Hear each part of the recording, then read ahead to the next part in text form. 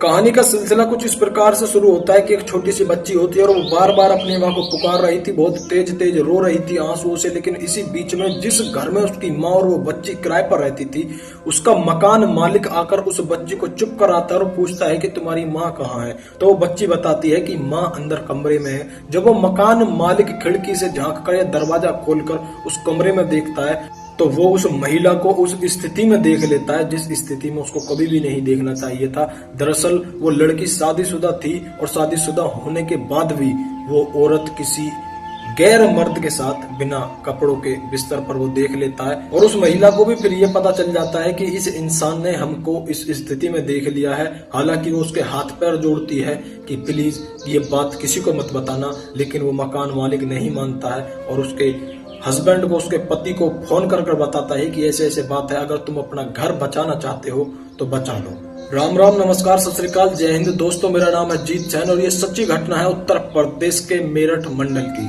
आज से पहले आपने कहीं पर भी ये नहीं सुना होगा कि कोई माँ बाप अपनी बेटी की फांसी की मांग करें, उसके लिए कड़ी से कड़ी सजा की मांग करें। मुझको भी लगता है कि शायद भारत देश में पहली बार कोई माँ बाप अपनी बेटी को सजा देने के लिए उतर रहे हैं, सजा देने के लिए विनती कर रहे हैं।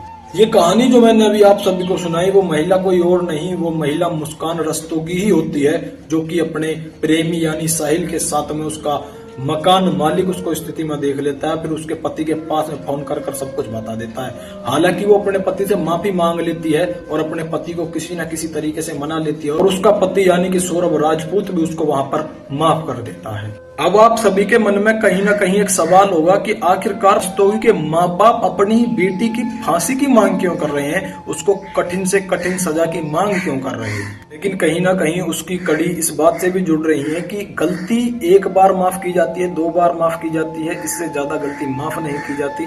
दरअसल एक बार तो माँ बाप को पता चलता है कि वो साहिल के साथ में उस स्थिति में देख लेते हैं, मकान मालिक उनको बताता है। उसके बाद में भी वो 1 से 2 बार साहिल के साथ भाग जाती है।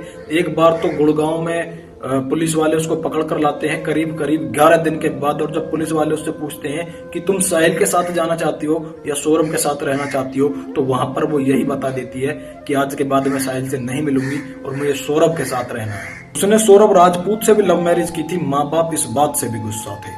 दोस्तों, अगर हो सके तो इस वीडियो को ज्यादा से ज्यादा मात्रा में शेयर कर दें। जय हिंद, जय भारत।